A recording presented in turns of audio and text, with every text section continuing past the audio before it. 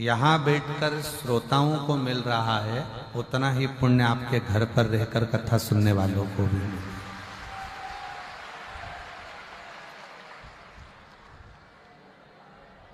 बस एक नियम, हम कहीं पर भी शिव महापुराण में कोई नियम नहीं देते, क्योंकि आप स्वयं नियम में रहते हो, नियम से चलते हो और नियम से कार्य करते हो।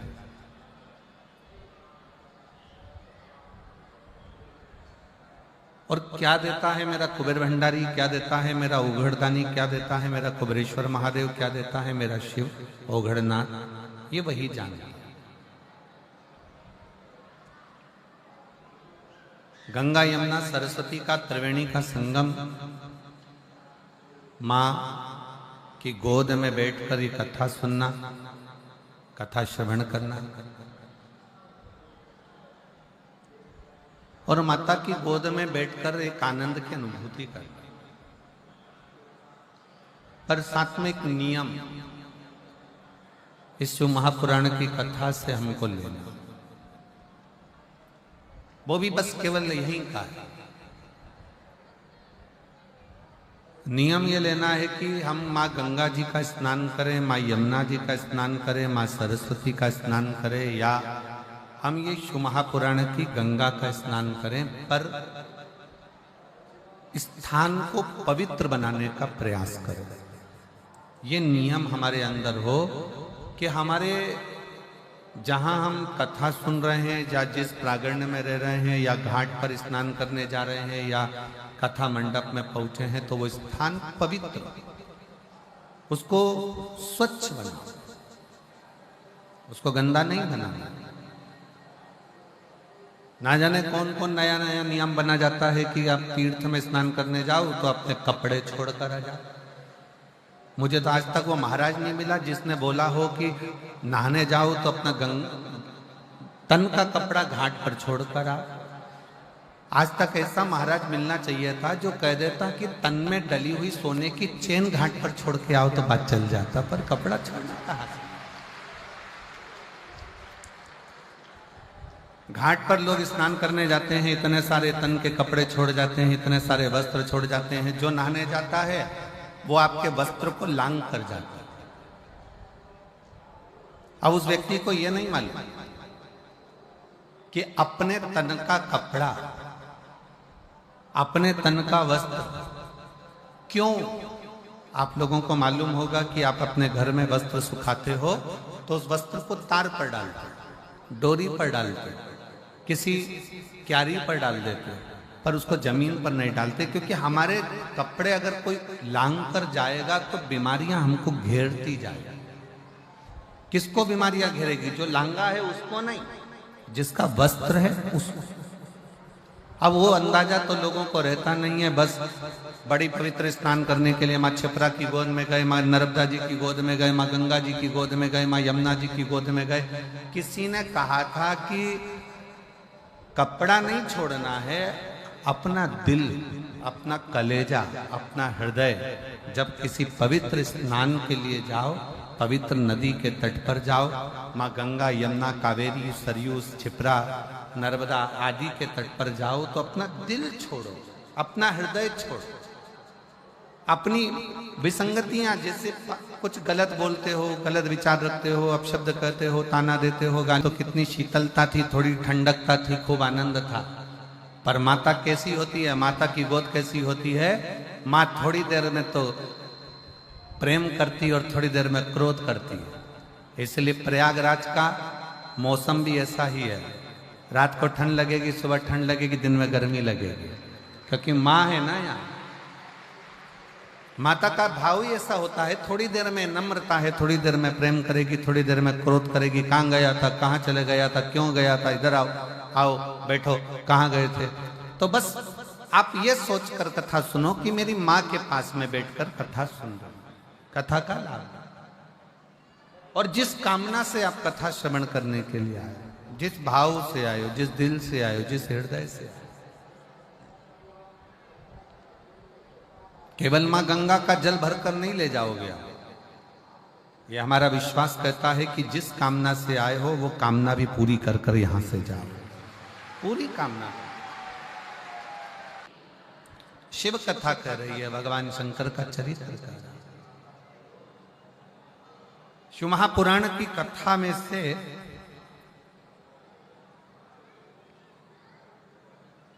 इन 12 खंडों में से,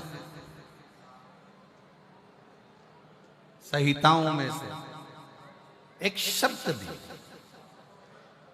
अगर हम हमारे जीवन में उतार लेते हैं तो शिव को मिलने में देंगे। अच्छा, कई लोग कहते हैं कि गुरुजी शिव क्या अपने असली स्वरूप में मिल सकता है? शंकर भगवान का क्या अपना असली स्वरूप में शिव हमारे सामने, हमारे सम्मुख में आ सकता है? मेरा देवाधिदेव महादेव आपके सामने असली स्वरूप में भी आ सकता है, मना नहीं। पर आज का जो युग है ना, ये बड़ा विचित्र युग है। आज का जो समय है ये बड़ा विचित्र समय है। इस समय में आप शंकर भगवान को पहचान नहीं पाओगे। अगर असली स्वरूप में भी आ गए तो आप जान नहीं सकते।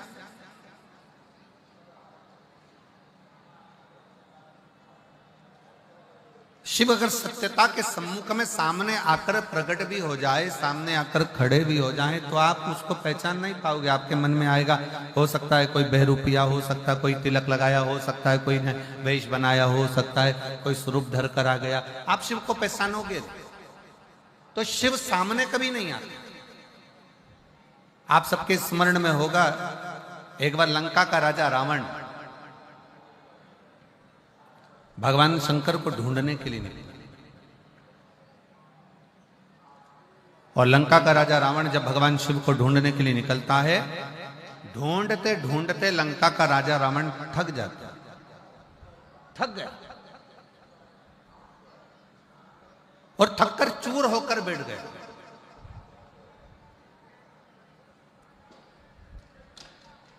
एकदम थका हुआ है, बैठा हुआ है, पड़ा हुआ, और उसने एक संकल्प लिया कि मैं शंकर को ढूंढ कर रहूंगा। मंदोदरी रावण के सम्मुख में आई और रावण के साथ में मिलकर मंदोदरी ने रावण से कहा, स्वामी आपसे शंकर भगवान रोज मिलते हैं, आप शिव जी की अर्चना रोज करते हो, आप शंकर का गुणगान रोज करते हो, आप शिव की पूजन रोज करते हो, तो फिर आप शंकर जी को ढूंढने क्यों निकले? मुझे शिव को ढूंढना, मुझे शंकर को ढूंढना। और शंकर भगवान को ढूंढने के लिए लंकाधिपति रावण लगा रहा, पर शिव उसको मिले। थक गया, चूर होकर गिर गया, पड़ गया, नीचे बैठ।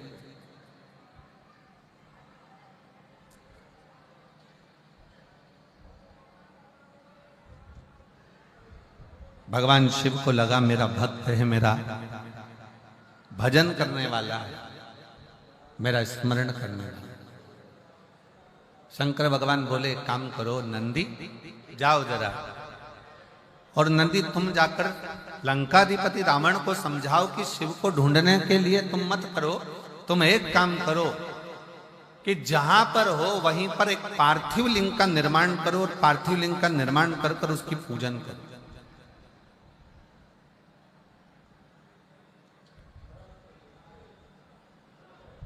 मुझे ना ढूंढा जाए, पार्थिव लिंग का निर्माण करे, पार्थिव लिंग का पूजन करे,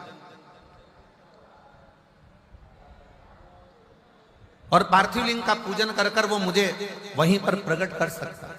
पर रावण कह रहा है कि मैं शिव को ढूंढने के लिए निकला हूं, पार्थिव लिंग का पूजन नहीं, स्वयं शंकर को अपने साथ में लेकर मैं लंका तक जाऊंगा, लंका तक पहुंचूंगा।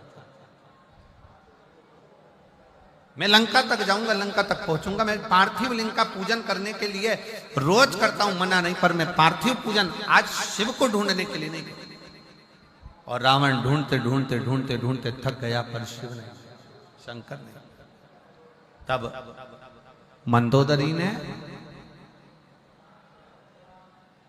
रावण के हाथ का स्पर्श कराकर थोड़ी सी बालू मंदोदरी लेकर जाती है और मंदोदरी उस बालू से शिवलिंग का निर्माण करता।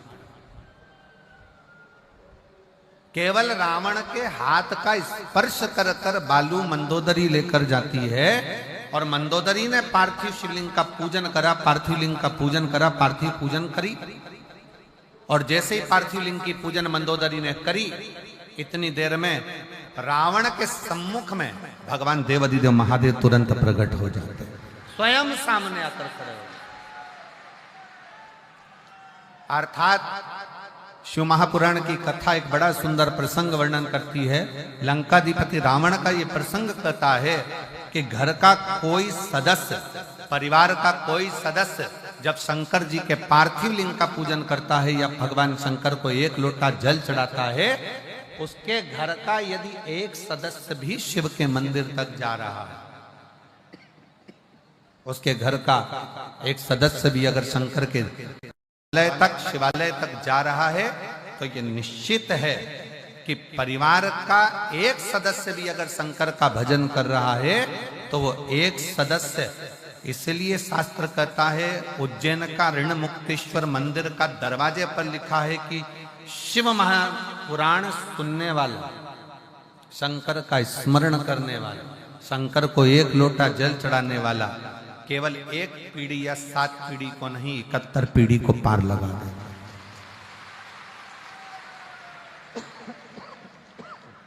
71 पीढ़ी को पार लगा। तो आप ये अंदाजे पे ना रहे, परिवार का यदि एक सदस्य भी, परिवार का एक व्यक्ति भी, परिवार का एक सदस्य भी अगर भगवान शंकर के मंदिर जा रहा है, शिवालय तक जा रहा है, देवालय तक जा रहा है। अब आप लोग कथा में आए हो, कहां पर आए हो? जम के बोलो जरा, कहां पर आए हो? जम के प्रयागराज।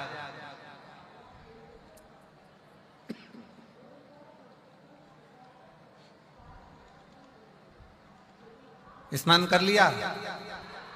जम के बोलो जरा। हाउ, ठीक है। प्रणाम कर लिया? ठीक है।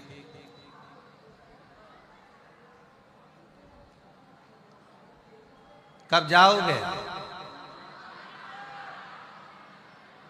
16 के बाद। अच्छा, ठीक है।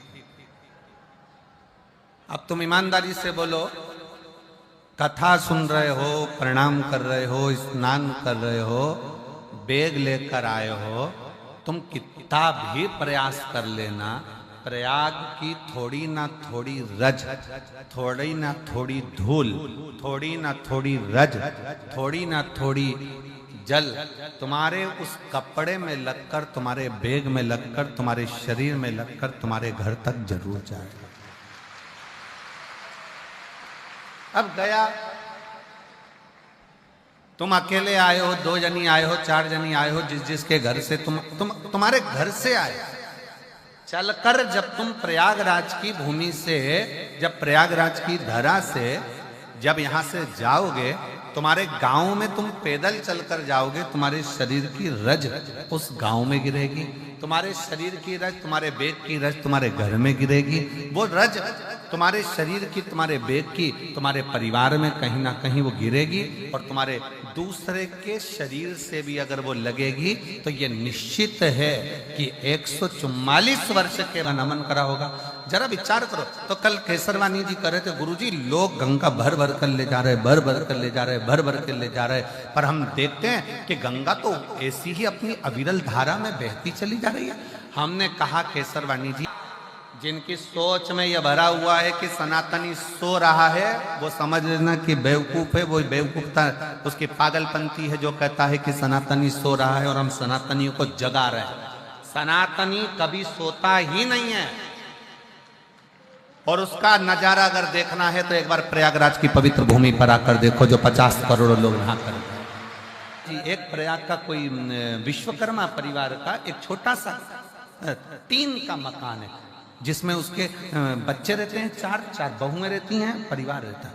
और उस विश्वकर्मा परिवार ने अपना घर खोला, और उसके घर में वो विश्वकर्मा परिवार का पति, बहू, बेटा, बच्चे दूसरे के घर में जाकर सोए, और सनातन धर्म के जो शिव भक्त आए हैं, मां गंगा के घाट पर उनको अपना घर दे दिया। और हमने पूछा उस व्यक्ति से कि तुम विश्वकर्मा जी क्या रुके, तो उन्होंने तुमसे रुकने का पैसा लिया होगा, उन्होंने धन लिया होगा। नहीं महाराज जी, उसने 1 रुपया नहीं लिया और 98 भी उस विश्वकर्मा परिवार ने नहीं ली, बल्कि उसकी बहुओं ने 3 दिन तक 4 दिन तक, जो हम फंसे थे तो हमको 4 दिन तक विश्वकर्मा परिवार ने भोजन बना बना कर खिलाया और हमसे 1 रुपया नहीं लिया। ऐसे शुभ भक्त इस प्रयाग की धरा पर, ऐसे भक्त भरे पड़े हैं प्रयागराज में। लोग कहते हैं संत प्रयाग में आते हैं, साधु प्रयाग में आते हैं, तपस्वी प्रयाग में आते हैं, साधक प्रयाग में आते हैं। आज मेरी व्यासपीठ प्रयाग में रहने वाले एक गरीब से लेकर अमीर तक के व्यक्ति को नमन करती है कि प्रयाग में संत बाद में आते हैं, पर प्रयाग के लोग भी किसी संत और साधु से कम नहीं है। किसी तपस्वी से प्रयाग के रहने वाले लोग कम नहीं है, ये साधकों से कम नहीं है, जो रहकर आए हुए शिव भक्तों की सेवा में लगे हुए। सेवा का, साधता, घर का अगर एक सदस्य, क्या देवराज नाम के ब्राह्मण का चरित्र कर रहा है। देवराज ब्राह्मण की कथा कथी है कि देवराज ब्राह्मण कुल में जन्म लेने के बाद भी ब्राह्मण तत्व को धारण नहीं कर पाया और ब्राह्मण कर्म नहीं कर पाया।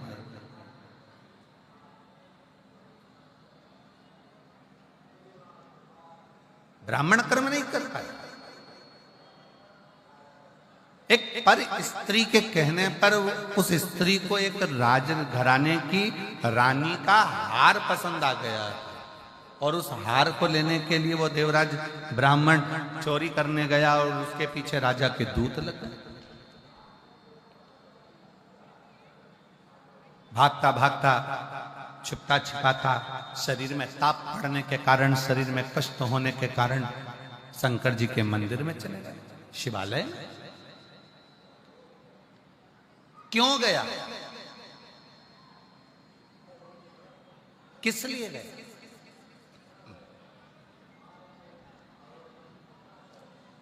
सबको मालूम है प्रयागराज में भीड़ बहुत हो रही है। सबको मालूम है प्रयागराज में बहुत भीड़ है, बहुत भक्त आए हुए हैं, सबको मालूम है। इसके बाद भी अगर प्रयागराज की धरा पर, प्रयागराज की भूमि पर आप खिंचकर चले आ रहे हो तो समझ लेना कि प्रयागराज की भूमि वो चुंबक है जिसमें उसका तत्व खींचकर चले आ रहा है। शिव उसको खींच रहा है, शिव उसको खींच रहा है।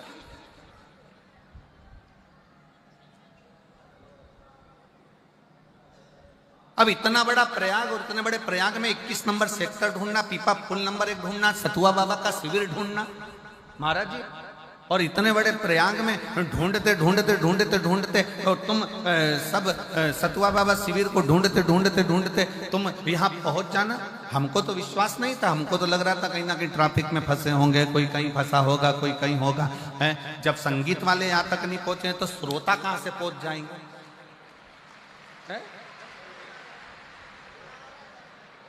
अच्छा, बाबा जी कह रहे संगीत वाले भी 10 मिनट में पहुंच जाएंगे।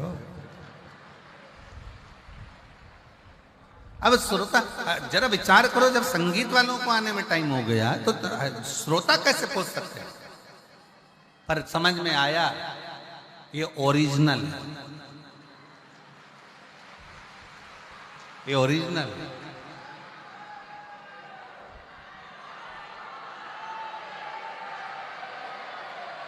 और अपने स्थान पर बैठकर भगवान से अपने हृदय की बात बड़े भाव से, दिल से, माँ त्रिवेणी का संगम, प्रयागराज की भूमि और माँ गंगा के इस पवित्र त्रिवेणी संगम पर शिव महापुराण के अंतर्गत दिल से प्रार्थना करिए। ऐसा कुंभ, महाकुंभ का ये पवित्र अवसर है, अपने दिल से बाबा को प्रार्थना करेंगे। जहां जगह मिले वहां बैठकर भाव से बाबा को निवेदन करें।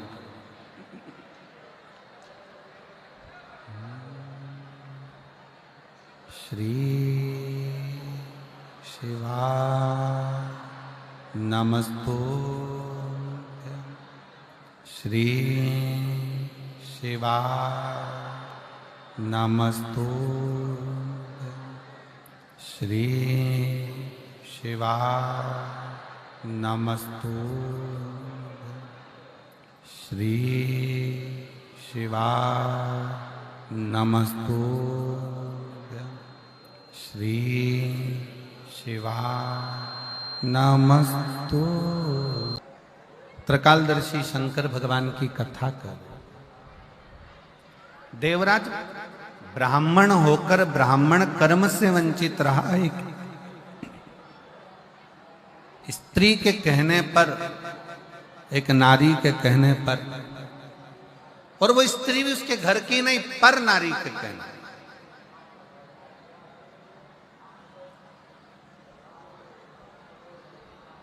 रानी का हार चुरा कर लाया, चोरी का धन लेकर जा रहा था। शरीर में ताप पड़ा,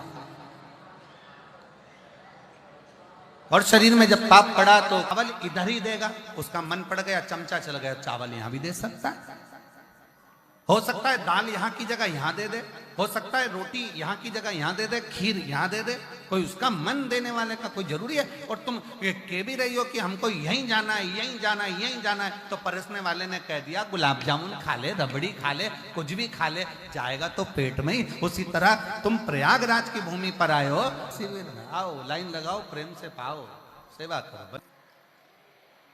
भगवान शिव की कथा करी, शंकर भगवान का गुणगान कराए। देवराज नाम का ब्राह्मण समझ नहीं पाया कि मैं शिवालय कैसे पहुंच गया, शिव के मंदिर कैसे पहुंच गया, शंकर की चौखट तक कैसे पहुंच गया।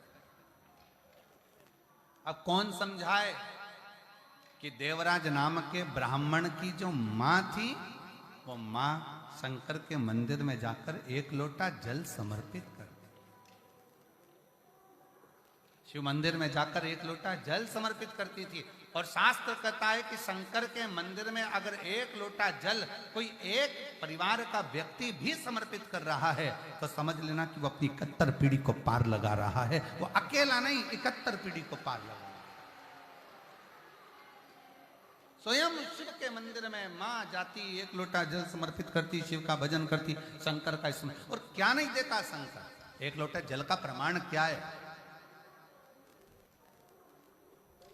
एक पत्र और है, देखो देखो इस पत्र को देखो।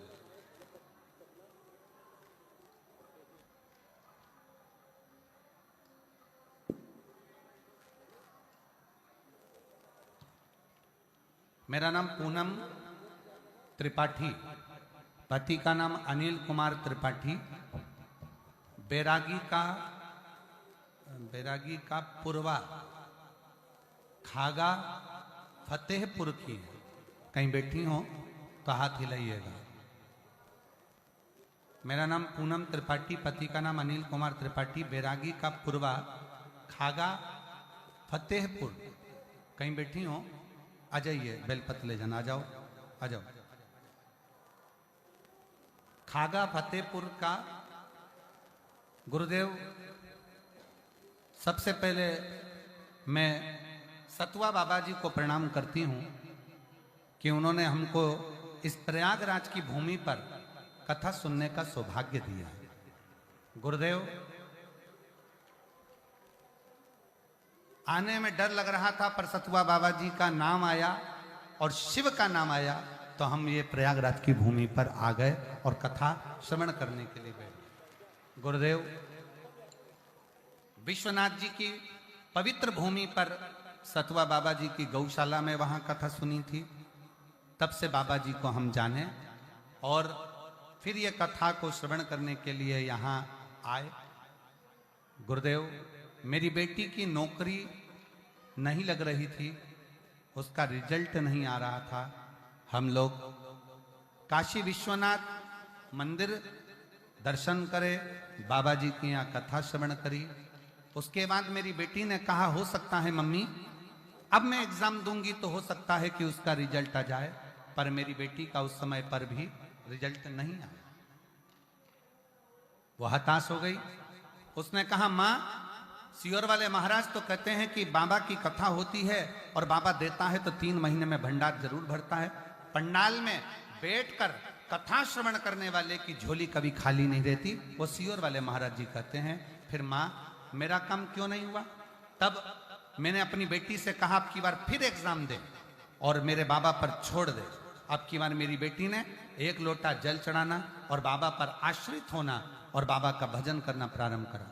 जब वो एग्जाम देने के लिए गई, शहद पर, बेलपत्र पर शहद लगाकर बाबा को चढ़ाकर बाबा के आश्रित होकर चली गई। मैं गुरुदेव बाबा को धन्यवाद देने के लिए आई हूं कि 26/12/2024 को मेरी बेटी का रिजल्ट आ गया और बिहार इंटर कॉलेज की प्रवक्ता के रूप में मेरी बेटी का ज्वाइनिंग मिल गया। मैं बाबा को यहां प्रणाम करने के लिए आई हूं। शिव शिव है। दुनिया की निगाह में भले रहता हो कि शिव महापुराण की कथा तो रोज होती है, शिव महापुराण की कथा तो अपन श्रवण करते हैं, पर आप श्रवण करने के लिए अगर पंडाल में बैठे हो, श्रवण करने के लिए यदि आए हो, तो इतना भी अंदाजा लगा कर रखना कि मेरा शंकर तुम्हारी झोली, तुम्हारा बैग खाली नहीं भेजेगा, वो भर कर जरूर भेजेगा।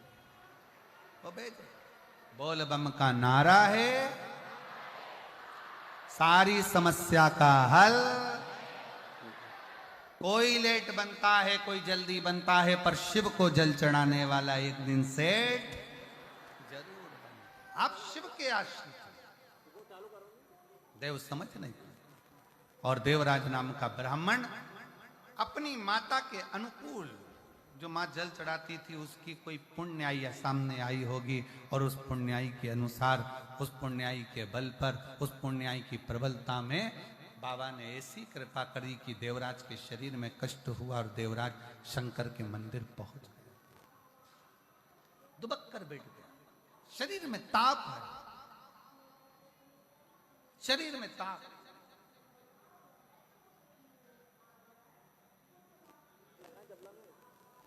और शरीर में जब ताप आया, शरीर में कष्ट आया। जैसे ही शिव महापुराण की कथा चल रही थी, 2 क्षण की शिव पुराण की कथा उसके कानों में, देवराज के कानों में चली गई। और इतने में कथा जाते ही थोड़ी देर बाद महात्मा जी चिल्लाए हर हर।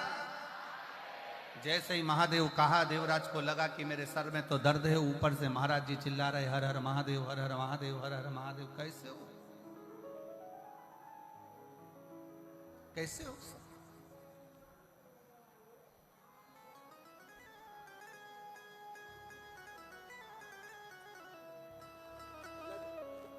एक बात आप लोगों से कहना चाहेंगे, बहुत सावधानी से सुनिए। कई लोग प्रयाग के मेले में आते हैं, कहते हैं वो खो गया, वो खो गया, वो खो गया। अगर शिव पर आश्रित होकर आए हो ना, शंकर पर भरोसा कर कर आए हो, तो ये निश्चित है जो खोया भी होगा ना, वो वापिस मिल ही जाएगा। व्यक्ति हो, धन हो, वैभव हो, संपदा हो, सत्ता हो या हमारा अपना हो, अगर खोया भी है तो वो मिलता है, मिलता। आप उसके आश्रित होकर चलो।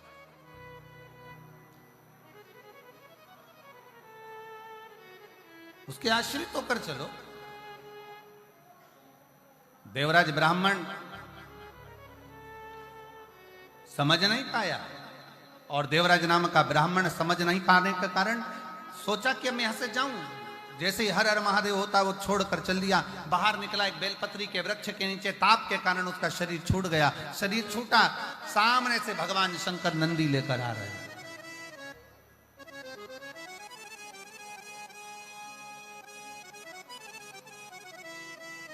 भगवान शिव नंदी को लेकर आए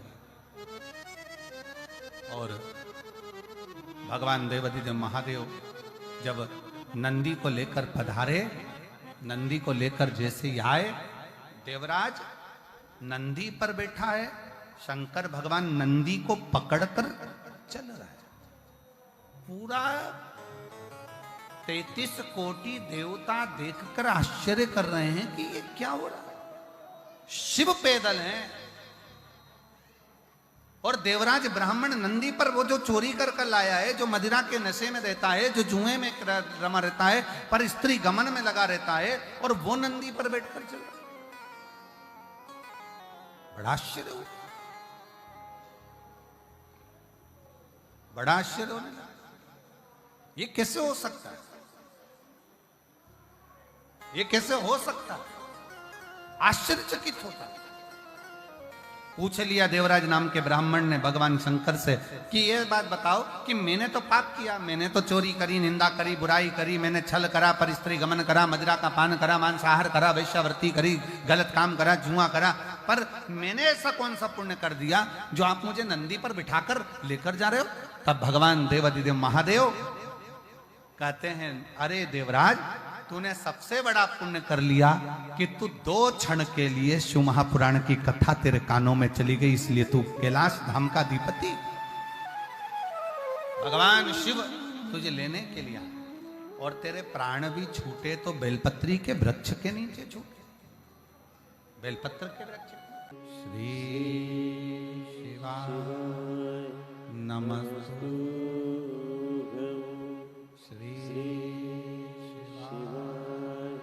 नमस्तु, श्री शिवाय नमस्तु, श्री शिवाय नमस्तु।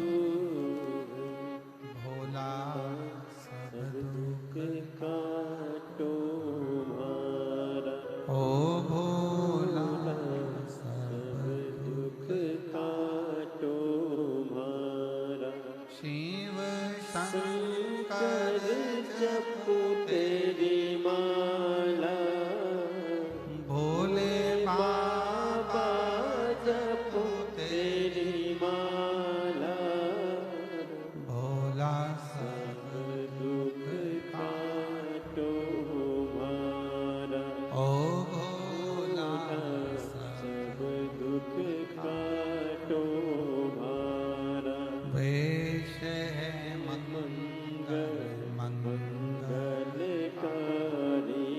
वेश मंगल मंगलकारी, शमशान वासी हमारा, शमशान वासी हमारा, ओ सब दुख काटो मारा, ओ सब दुख काटो मारा।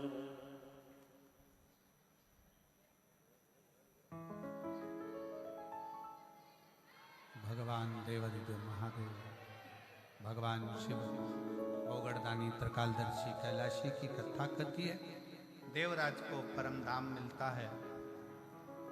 बिंदुक नाम का ब्राह्मण पानी में डूबकर मर जाता है तो चंचुला देवी काशी का निवास कर कर शिव तत्व को जानती और भगवान शंकर के उस पवित्र काशी में प्राण छूटकर चंचुला देवी माँ जगतजननी पार्वती जी की सखी बन जाती हैं।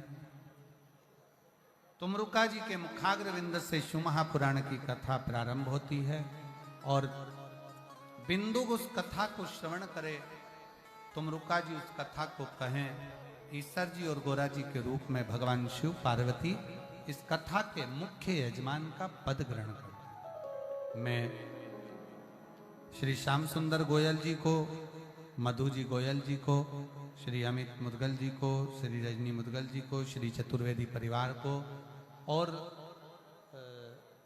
एक और यजमान परिवार अम्बाला वालों को बहुत बहुत साधुवाद देता हूँ जो इस पवित्र पावन कथा के मुख्य यजमान का पद आपने ग्रहण किया। इस त्रिवेणी के संगम पर आप ना जाने कौन सा परिवार ने पुण्य करा होगा जो ये पवित्र कथा का यजमान पद आपको मिला है और सभी को ये कथा श्रवण करने का सौभाग्य मिला है। आज कथा का प्रथम दिवस है। बड़े प्रेम से आप लोगों ने कथा का रसतत्व ग्रहण किया। आज कथा थोड़ी लेट चालू हुई थी व्यवस्थाओं के चलते, पर कल कथा का समय वही 1 बजे से 4 बजे तक रहेगा।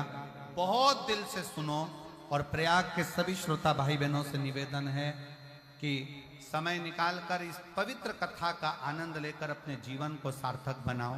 प्रयागराज की धरा पर आज तक 7 दिवसीय शिव महापुराण की कथा सुनने को नहीं मिली है, पर ये योग लगा है तो दिल से श्रवण करें और अपने जीवन को सार्थक बनाएं। हर हर महादेव। आरती के लिए मैं आमंत्रित करूं श्री श्याम सुंदर जी गोयल जी को, श्रीमती मधु जी गोयल जी को, श्री अमित मुदगल जी को, श्रीमती रजनी मुदगल जी को, श्री चतुर्वेदी परिवार जी को और एक यजमान परिवार साथ में आरती में सम्मिलित होंगे। और आरती करने के बाद ही सभी लोग अपना स्थान छोड़ेंगे बड़े प्रेम से। जो जहां